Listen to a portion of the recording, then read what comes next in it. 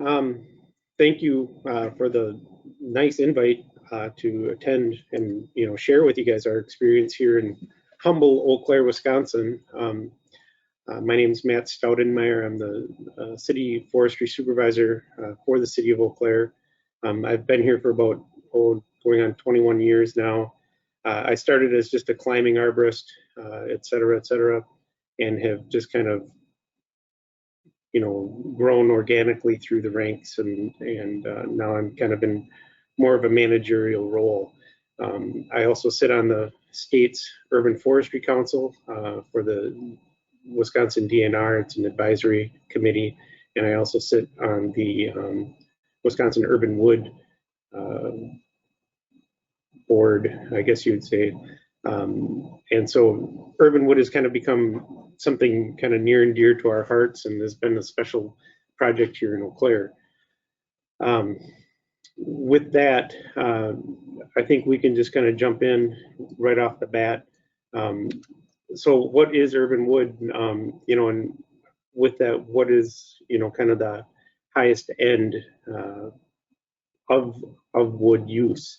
Obviously, the highest end use is actually healthy trees living on the boulevards, doing all the things that trees naturally do for a community. We want to keep them as healthy as possible, but obviously with certain issues that have come up, like be it Dutch elm through the 70s and 80s and 90s and into the 2000s, and now emerald ash borer. There are reasons and necessities to taking down trees that turns into a question of, okay, what do we do with all of this material?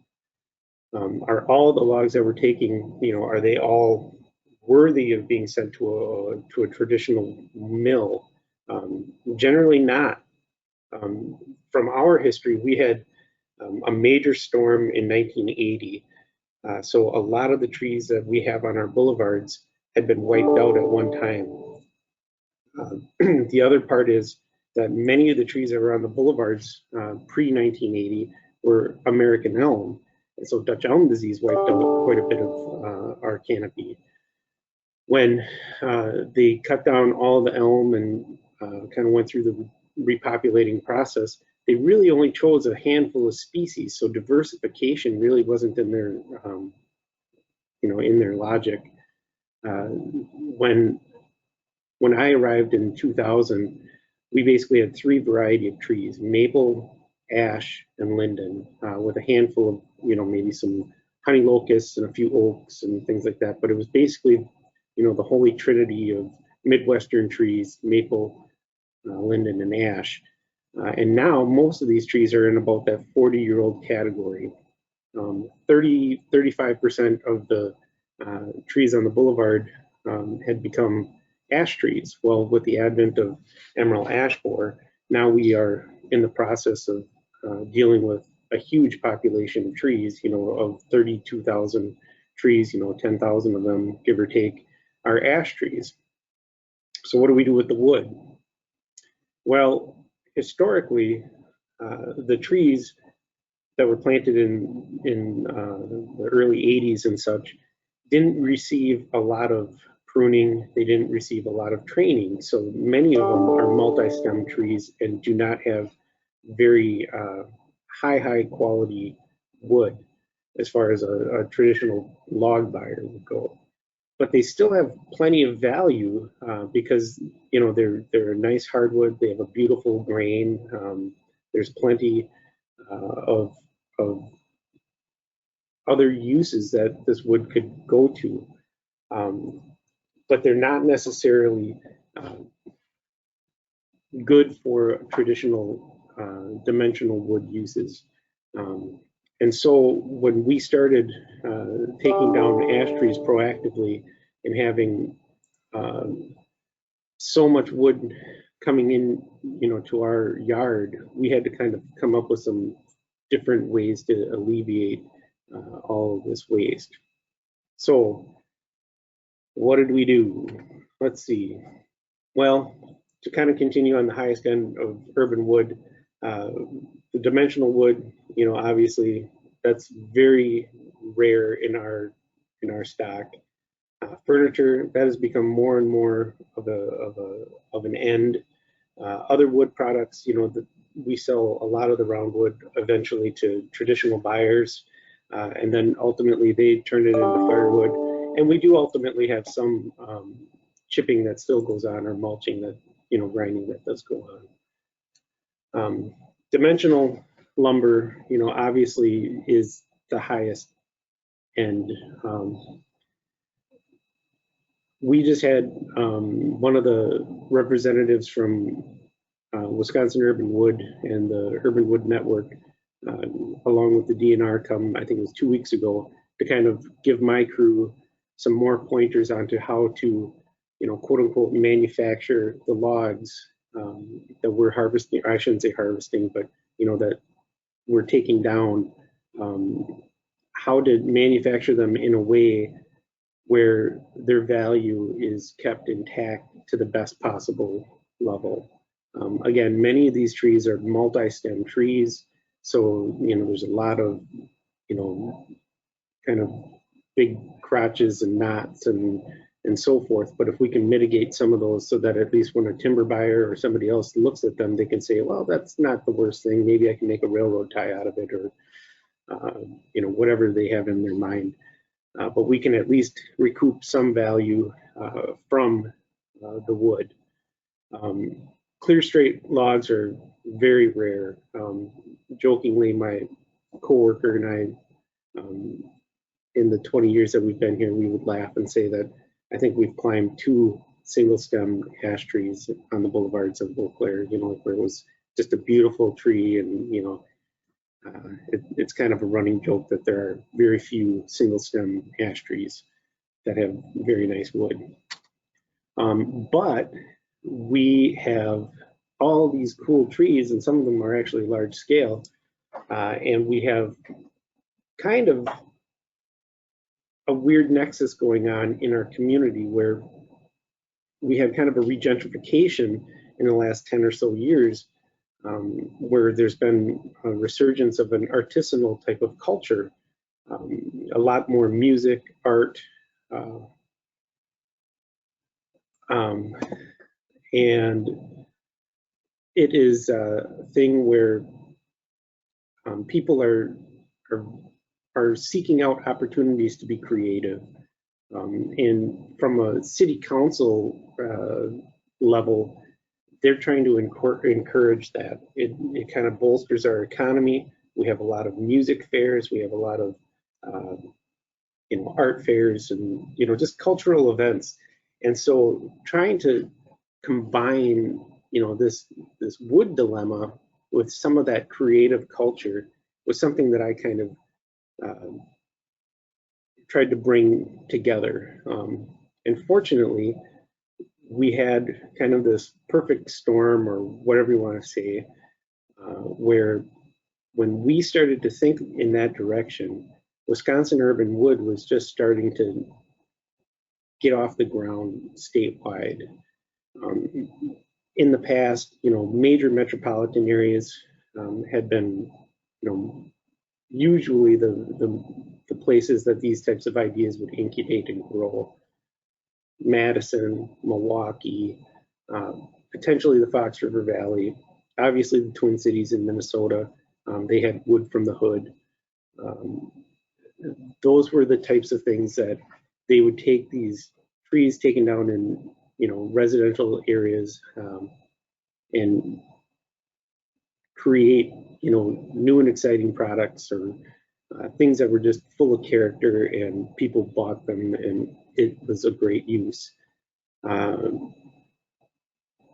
For us, we had some local artisans that started to just kind of organically poke around with some of these ideas. And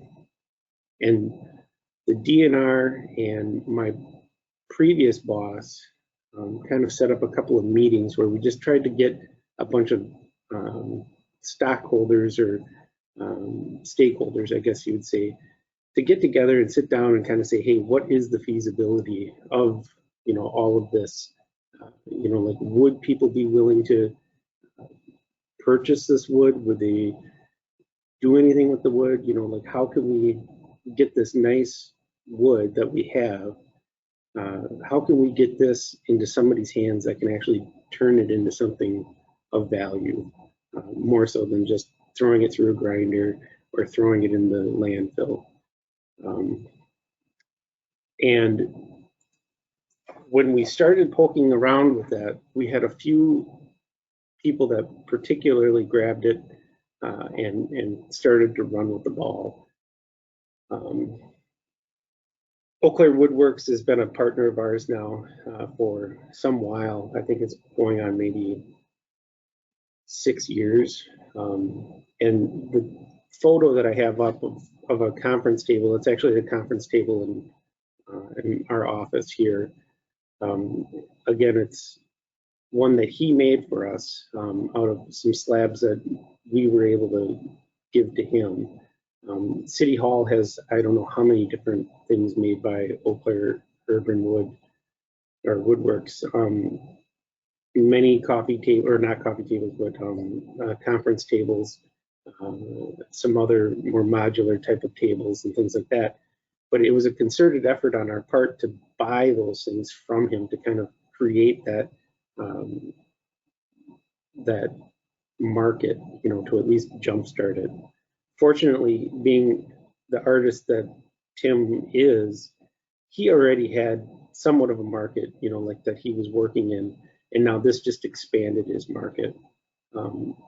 With some of these other things, the growth of our community, hotels have hired him to, you know, totally do all of the woodwork and,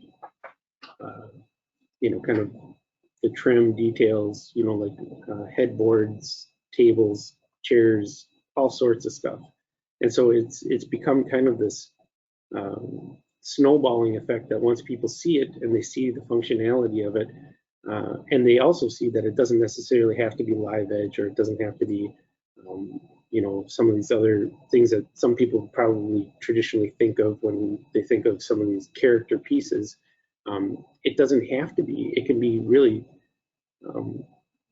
even the most mundane, you know, like I literally bought some coffee tables from him, and I just wanted some very practical coffee tables, and they are made of ash, and they are just perfectly normal. You think you got them from, you know, your typical place, you know, like furniture store.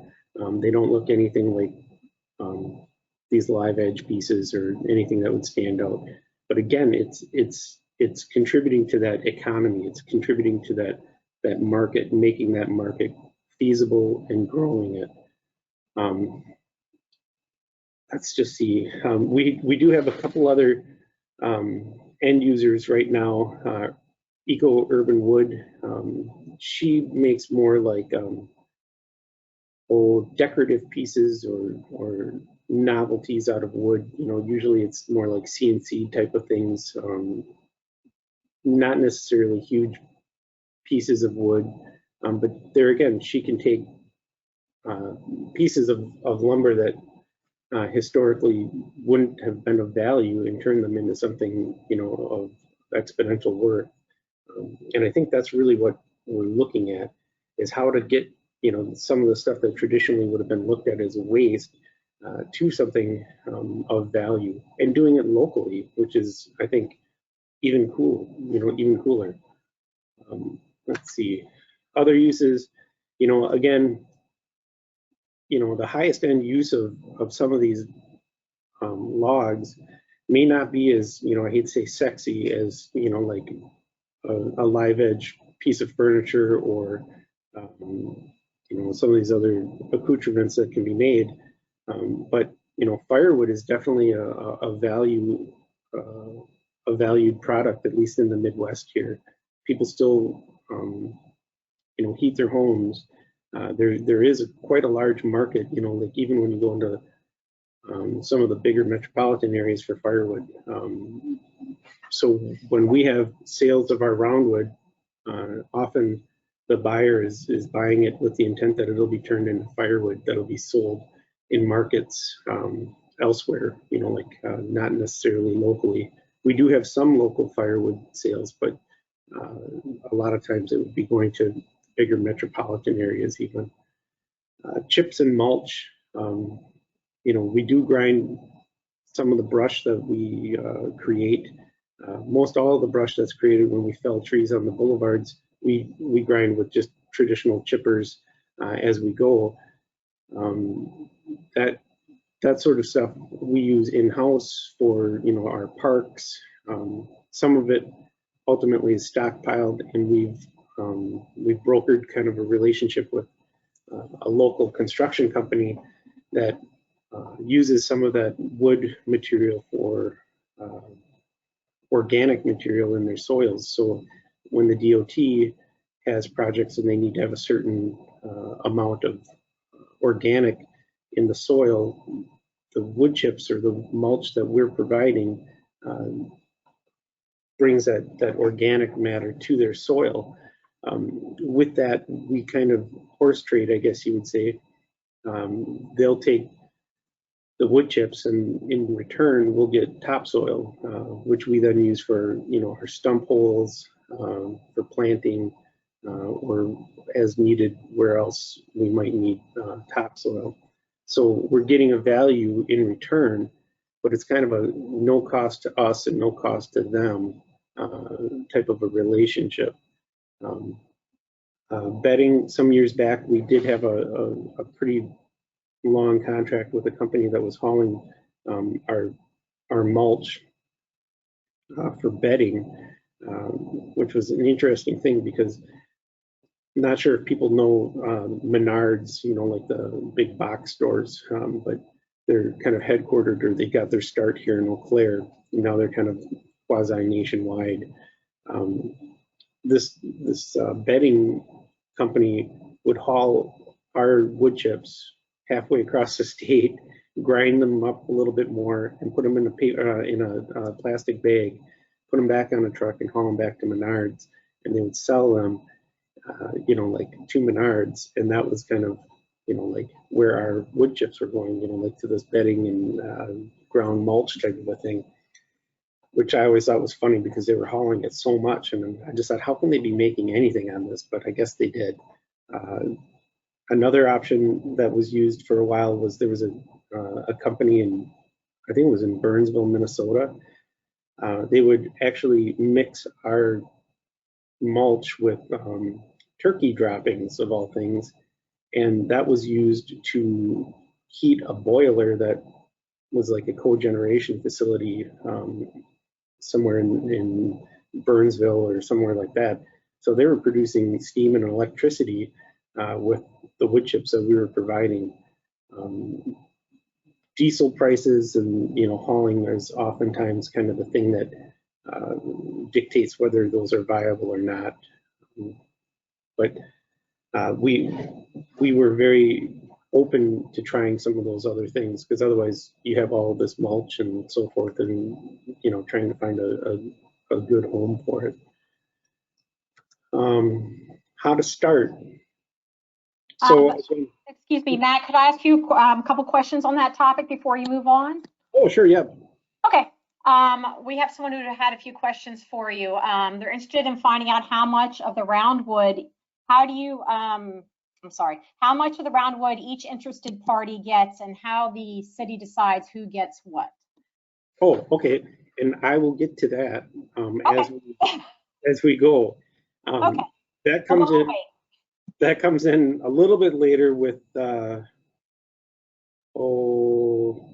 don't know, maybe a couple slides down. But if you want me to talk about it now, I certainly can. We can keep this. No, we're great. We'll wait for that. I'm sorry. Go ahead. Oh, no problem.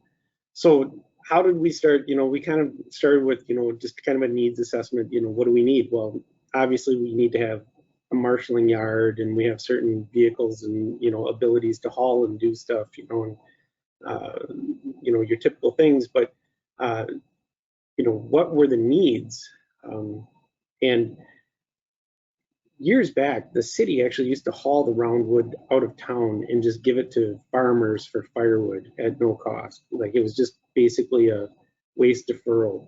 that got to be very hard to manage because, you know, Farmer Joe would say, well, you've delivered 3 loads to Farmer Bob, you know, and I haven't gotten any. And, you know, it just turns into a whole political, it's not even political, it's just kind of, you know, just got ugly. So it didn't make sense to do that. Plus, I kind of pointed out that you're spreading whatever you have, you know, elsewhere outside of the community. So that's not necessarily a great way to go.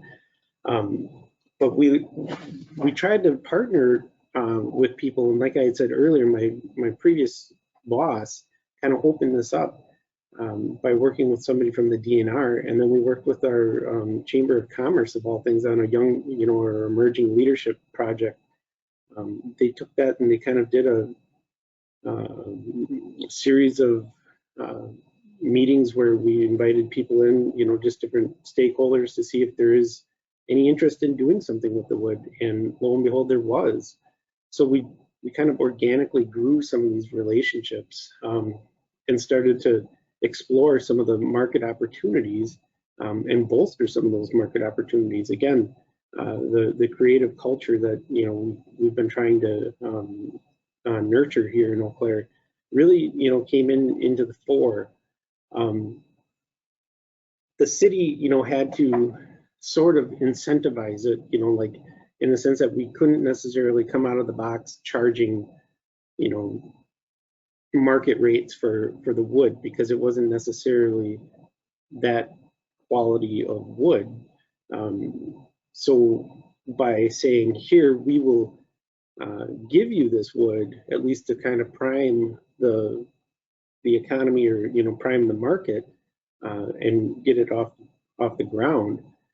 That's actually kind of where we've been, is just in this nascent, you know, like priming of the market position.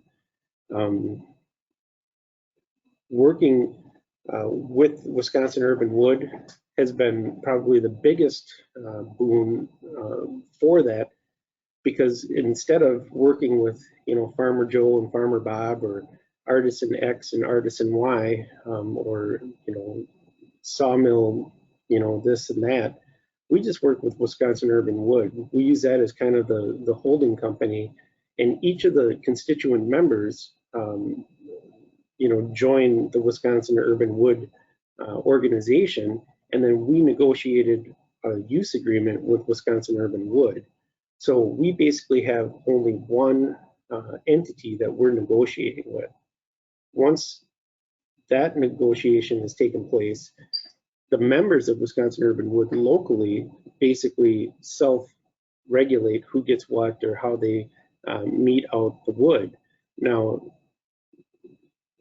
in the past, there's never been a fight, you know, over who gets what, or how much can I have, or whatever. We're very much trying to give them as much as they want, and there's always more than what they need. But they just simply go through and, you know, maybe mark each log with their initials, or whatever. Yeah, we want this one, or no, that's, you know, kind of garbage, or whatever. And that's fine, because it's just less wood that we're, you know, having to find a home for, or put into an alternate waste stream, I guess you would say. The other thing that we've done is we've partnered with a local waste hauler. Now, this has kind of come to an end this last fall, and things are kind of weird with it, but we had a public-private partnership with a company, and they managed I guess you'd say, the public side of our marshaling yard, where, you know, constituents could bring in their brush, and you know, it'd get ground, and all of the green waste from that side of it would be kind of dealt with. So it took kind of a big portion of the work, or of the overhead, off of the city's plate right there. He charged, you know, a tipping fee. You know, I think he made pretty good money doing it. And again, it was, you know, kind of an economic boost for the community, creating some jobs. You know, we provide the place, you do the work, and, you know, everybody's pretty, you know, pretty okay with that. Let's see, and again, our state DNR has been, you know, very integral part of this too. A lot of the idea sharing and just getting people together really is facilitated by our DNR, and probably very much like some of the groups that you all belong to. Having these types of webinars, having meetings where people in other parts of the state can kind of share their experience and kind of say, hey, this is what we tried and this is kind of how it worked for us, versus everyone reinventing the wheel all the time. I think sometimes it almost seemed like we were reinventing the circle, before we even reinvented the wheel. But at this point, I think we have a pretty comfortable program going, where the end users are comfortable with it, we're comfortable with it, and I think the community is really heralding it. We have a lot of positive press in our newspapers and on television. So I just kind of looked at some of the things, like what are the things that we need. Are we trying to decrease the volume of waste? Are we trying to capture the potential value of the wood? Well, sure. I think if we can, if we can get money for the logs, then that's wonderful. And ultimately, we do have a remnant pile of wood that we sell to traditional buyers, be it sawmills or firewood. I guess they're a mill or whatever factory, but they buy the remaining wood that hasn't been earmarked for our urban wood partners. Now, I'm not real happy with what we get for it, because usually it comes down to kind of pennies on the dollar. It seems if we have 200 cord of logs, maybe we'll get $2,000, or it's just kind of a pittance. But at least it's not money that we're paying to have that wood ground or hauled or landfilled, and it's going somewhere where it's being utilized in a higher way, kind of getting back to that initial edict that we're trying to maintain, bringing this wood to the highest possible end. Finding the different interest groups and stakeholders is really crucial. In our area, a lot of people have little sawmills, and a lot of people have little kilns, and we do have an Amish population that's kind of in our outlying community. So they've traditionally been working with wood for decades, and they have the means to create things with this. Bolstering some of the artisanal artists, I guess you'd say, has also been really rewarding. Tim Bernicki, he branched out with a luthier here in town, and now they're making guitars out of urban wood. And they're not cheap. They're very nice guitars. They're handmade by a guy, and I guess one of the kind of groovy bands that has played at some of the festivals here, the National, I guess they play on some of these guitars and they love them. So they're they're really trying to create different markets for this wood, and I think it's amazing. I'm not an artist per se, but I can definitely appreciate when I see cool stuff being made, and I just like the idea of being able to help contribute to that. Another big thing that we have are these operating agreements. I think so many times those are the things that are overlooked.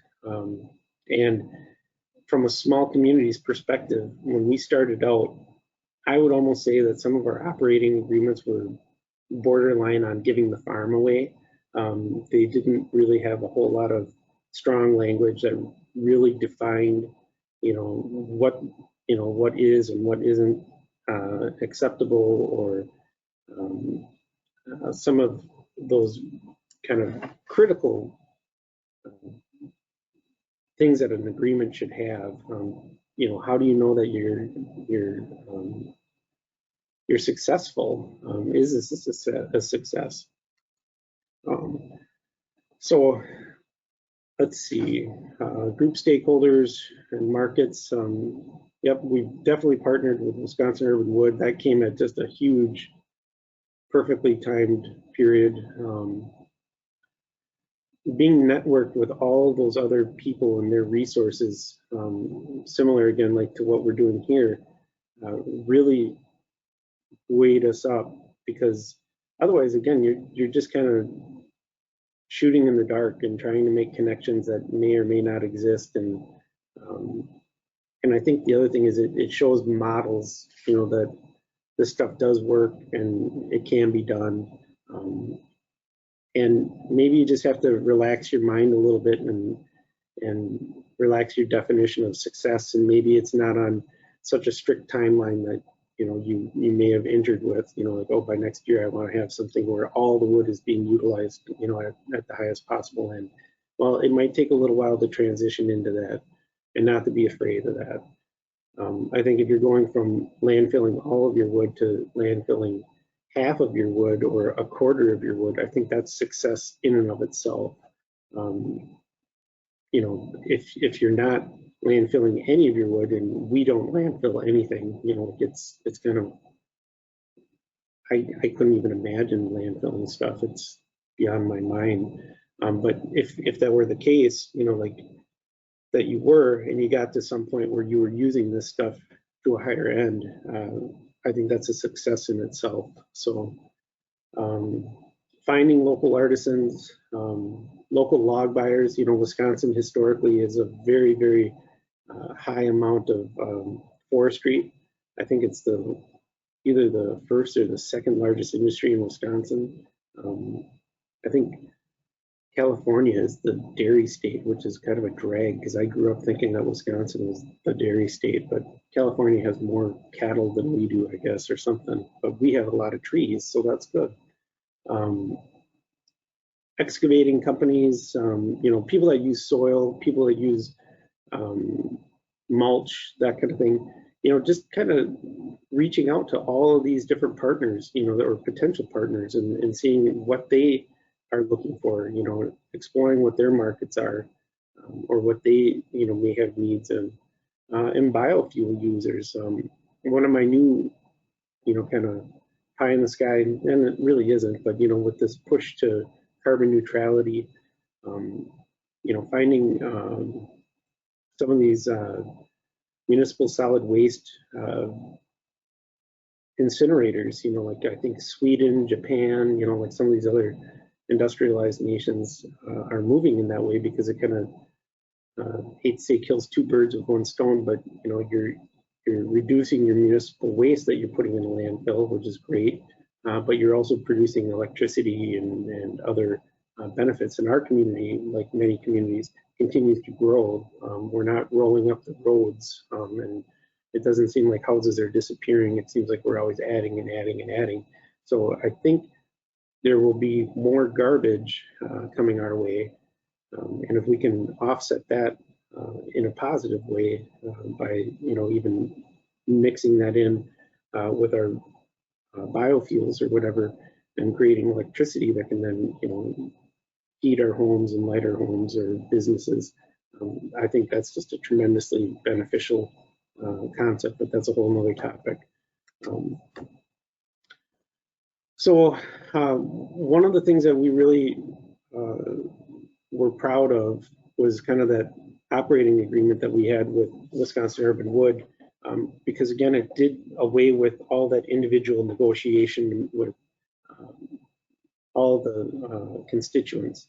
So one of the things that my guys out on the street still, to this day get questions of is, hey, what are you guys doing with all that wood? Can I get that wood? How do I get some of that wood? What do I need to do to get the wood?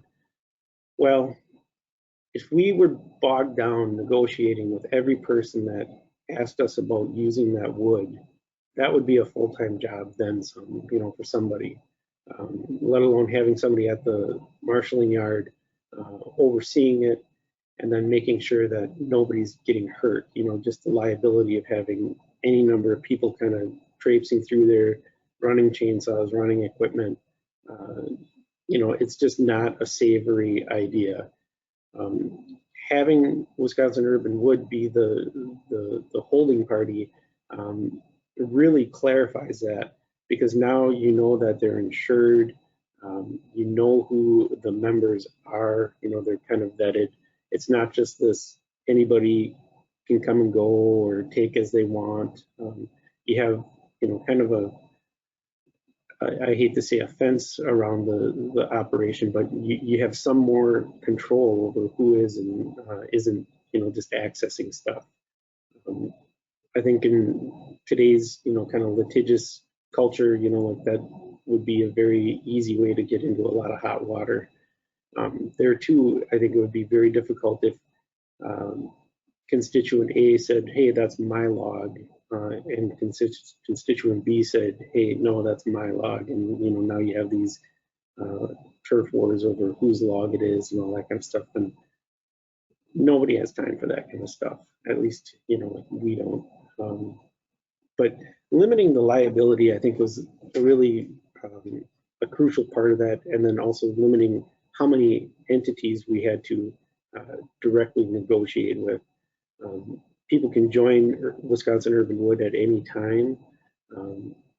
Generally, Tim Bernicki from Eau Claire Woodworks is kind of the main point person. He seems to be okay with that locally, and then they just kind of negotiate amongst themselves as to when and where they're going to get logs, and you know, like how that all is going to go.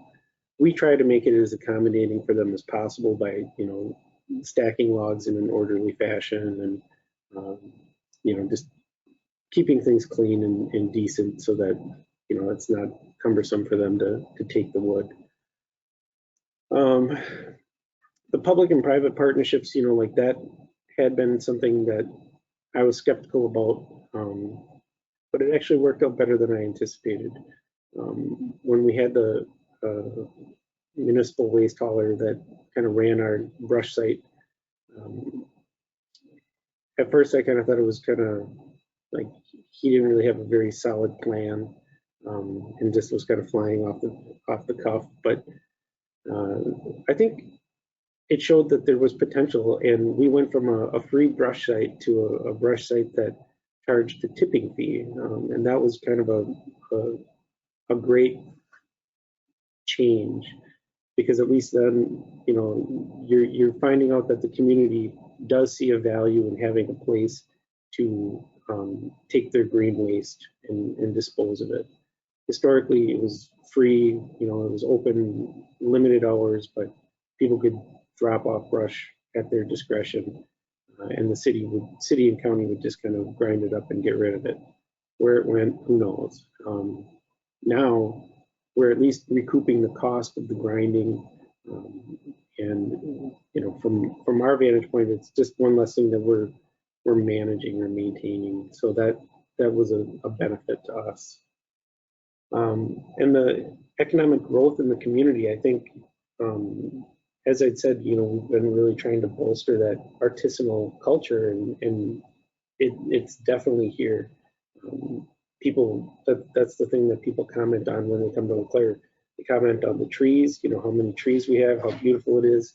And then they also comment on the culture. They say, wow, there's really a lot of stuff going on here. And they go to a nice restaurant and they see tables made out of wood that grew up on the streets, you know, like right adjacent to the restaurant, or stay at a hotel here downtown, and they're laying in a bed that was made out of wood that was part, you know, like part of our urban forest. So it's really a pretty cool complete circle, I guess. And I think keeping that positive PR and the trust of the community has really been the thing that I've tried to do the most. Let's see, agreements: be specific where it matters, be open where it can be open, and creative solutions in a changing world. You know, I think, you know, being specific about things like how much are you actually going to grind. One of our operating agreements, we didn't really write it down that we wanted the company that was managing the brush site to grind the municipal side's brush side. We didn't really have a hard and fast amount. Well, how much is satisfactory? You know, part of the pile, half the pile, all the pile. We finally came up with, you know, 4,500 cubic yards, you know, like per year, which is fine. If we had a big storm or something like that, obviously that's going to be, you know, above and beyond. But for the, you know, the majority of our everyday operations, you know, our street department hauls brush in, or, you know, whoever else drops off brush, you know, like that, that's kind of taken care of.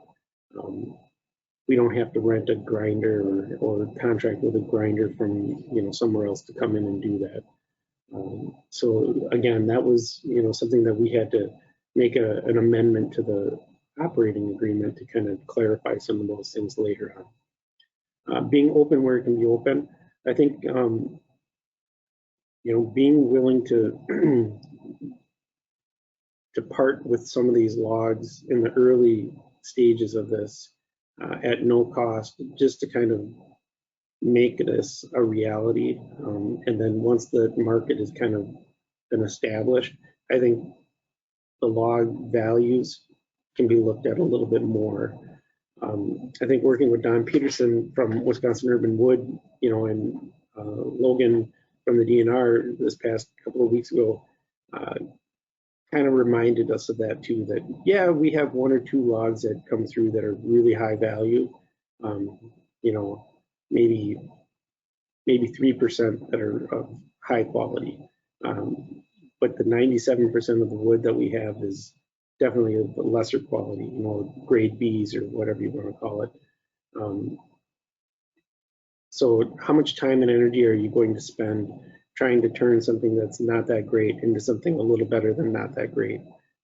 I think those are some of the options that you have to think about. And so if you can just kind of say, hey, here's something that's not that great, but if you can turn it into something really awesome, by all means, please do. You're saving us some time, and you're saving us the cost of touching it 3 times or however many times we have to deal with it. And again, being creative, you know, I think there's just a lot of great ideas in the world right now, you know, like, but people are, you know, a little bit afraid to go out on I keep using these limb analogies. It's like, God, what do I do for a living? You know, but I think people are starting to see that this is the only life you have. And, you know, like if you're not going to make a change or be, you know, kind of that positive force that's moving things in a new direction, who's going to do it? You know, like in Eau Claire is kind of a weird spot in the state because, again, most of the big population areas are kind of the southeastern part of the state, or Madison area, Fox River Valley. And so we're about 3 hours or so from any of those places, 3, 4, you know, give or take hours. We're just kind of out here on an island doing our own thing. And I think that's really kind of a cool thing, because then you have the ability to kind of be creative. You don't have to necessarily look like what, you know, the neighbor is doing, or, you know, like what the rest of the county is doing, or whatever it is.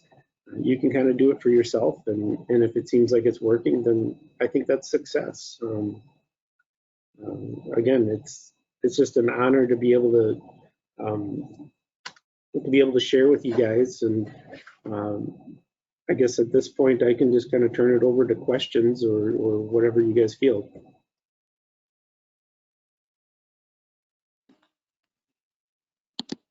Thanks, Matt. I'm trying to open my screen up right here, actually. Okay, I think we're on. Okay, thank you so much.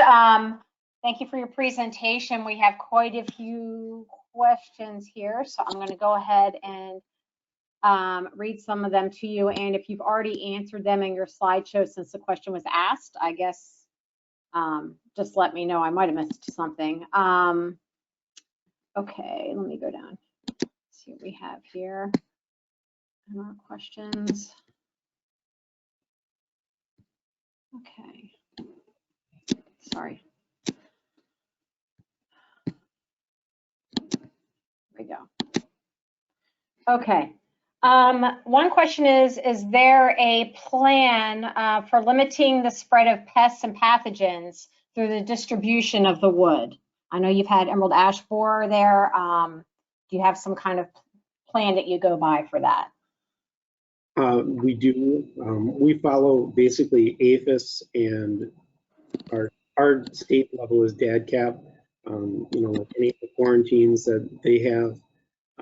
Emerald ash borer has been found, I think, in at least 46 counties out of the 72 state.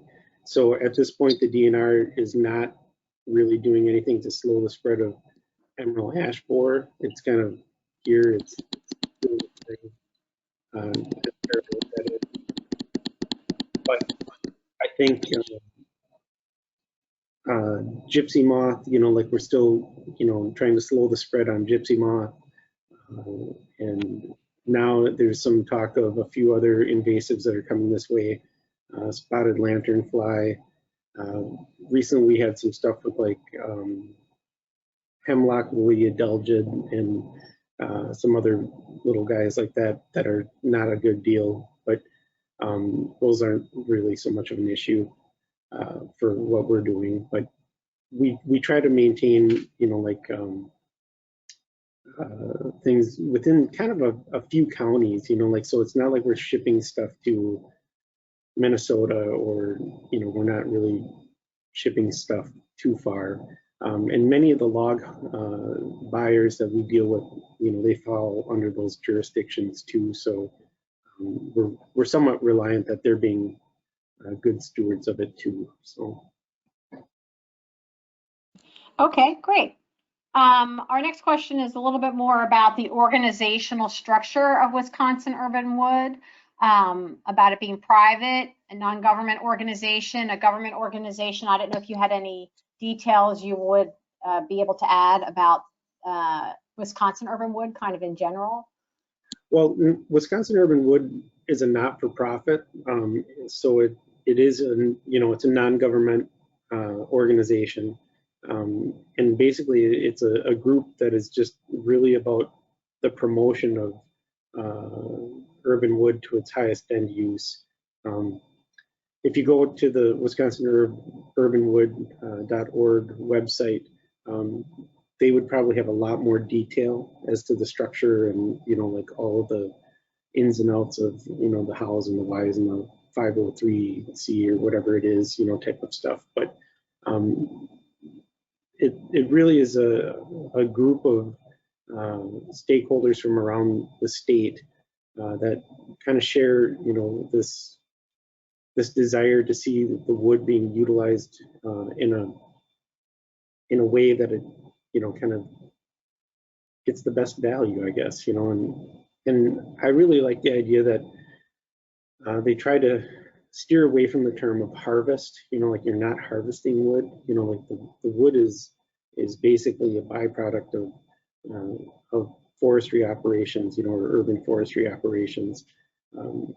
You're not going out and cutting trees down with the intent of, oh, there's some nice lumber in that tree, I want that one.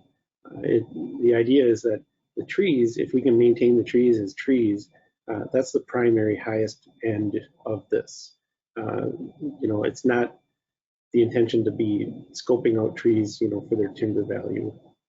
But once the trees are taken down, for whatever reason they are, that we do find, the best value for whatever it is. All right, thank you.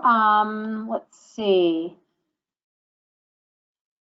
Matthew, do you track how much wood is harvested and consumed by mills in your state?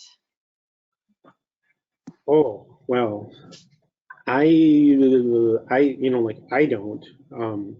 I guess that's are you asking I guess we're asking if if the state of Wisconsin does that, I guess is the right way for me to ask that. That's what I was kind of wondering. I would say yes. The state probably does have some metric as to how many cords of wood, are harvested annually for, dimensional lumber versus pulpwood versus, whatever other use they may be going to. But I don't have those numbers, like on hand.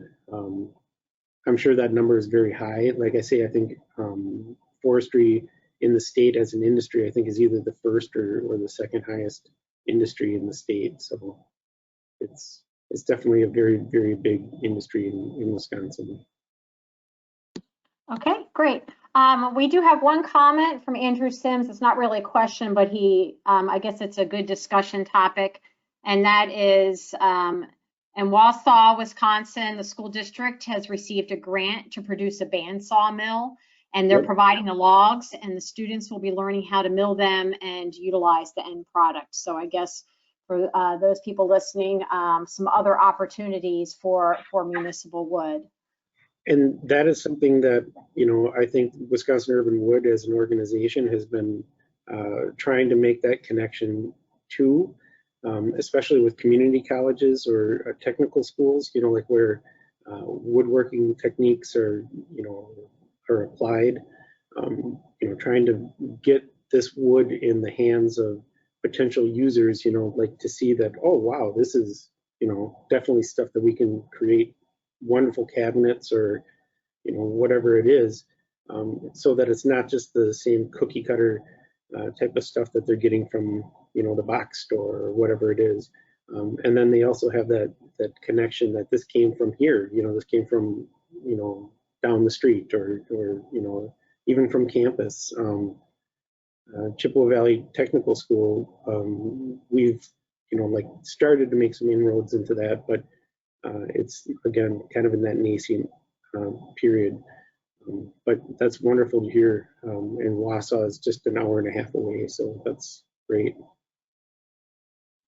Great, thank you so much for commenting on that.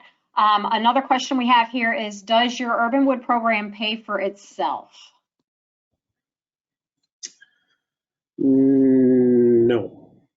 No, our Urban Wood program, I think my Urban Wood program for the city of Eau Claire is about $780,000 budget a year.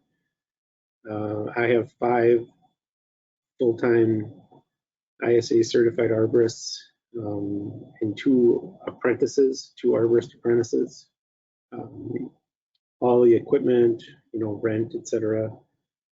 There is a cost to that. We're not recouping $750,000 worth of value from the wood by any stretch. A lot of the money that is in my budget is also planting, pruning, removals, treatments of trees. So there's a lot of other costs to the program, to the forestry operations program in the city. But no, this is not something that sufficiently makes us cost neutral, but I would say that it does make our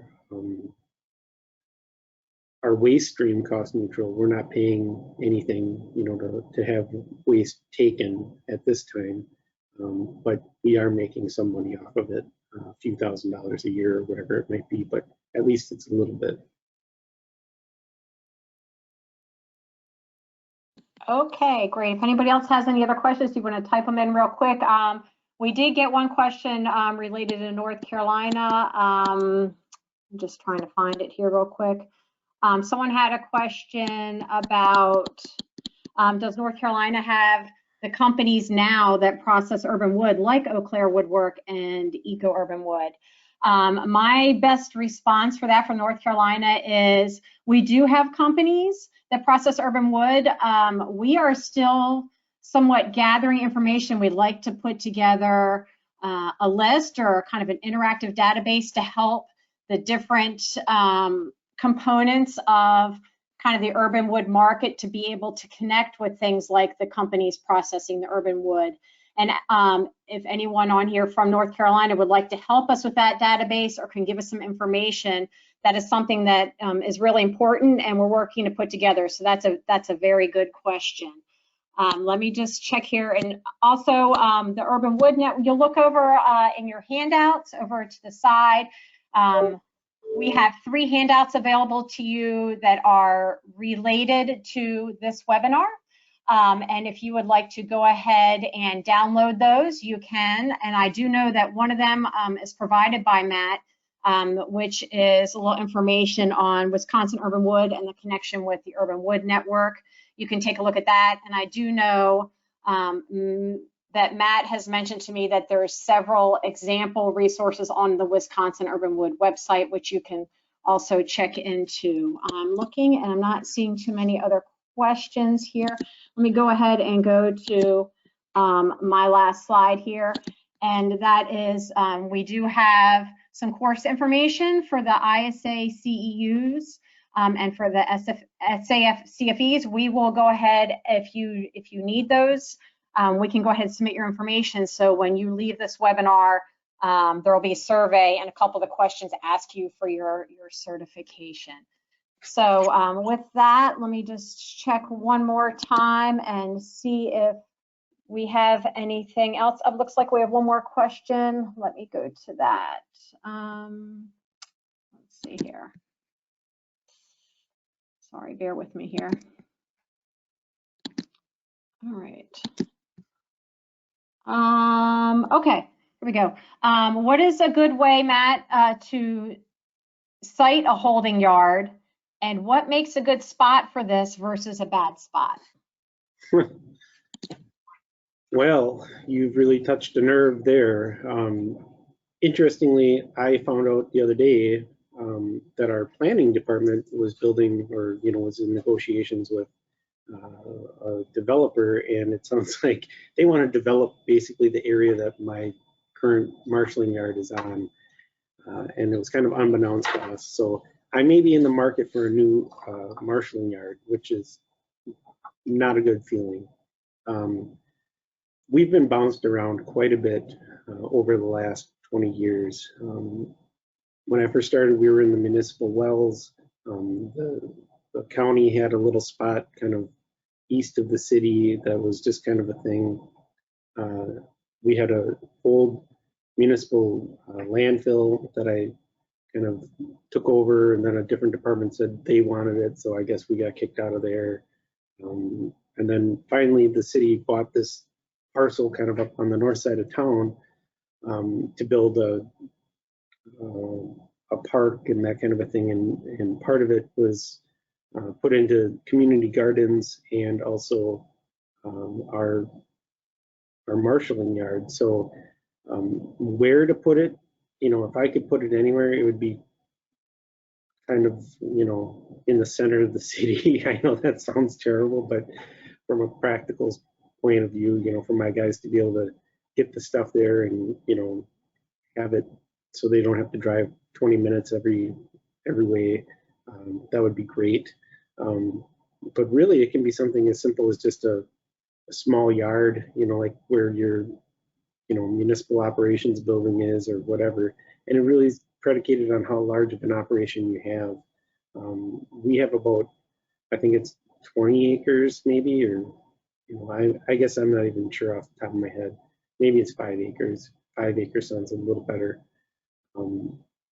But of that, it's split in half between our municipal operations and then the public side. So the public side is just basically a green waste and brush site, and then ours is brush and roundwood and so forth. So where you put it, I don't think is so much of a question as to, like ease of access for you and your equipment. Obviously not in a residential neighborhood. I don't think your neighbors would love that. But again, if it has to be somewhere on the outskirts of town, you don't want it to be so far away that it becomes cumbersome to kind of go there multiple times a day. So. Okay, great. Thank you so much. And thank you again, Matt, for presenting at this webinar for us. And I wanted to add, please go ahead when everybody leaves this webinar and complete the survey. It helps us kind of decide what other topics are being requested for future webinars. Our next webinar will be later this spring, so we will make sure to let you know. And with that, thank you for joining us today. I hope everyone learned a lot that they can take back to their own municipal programs. And we hope to see you again at our next webinar. Thank you.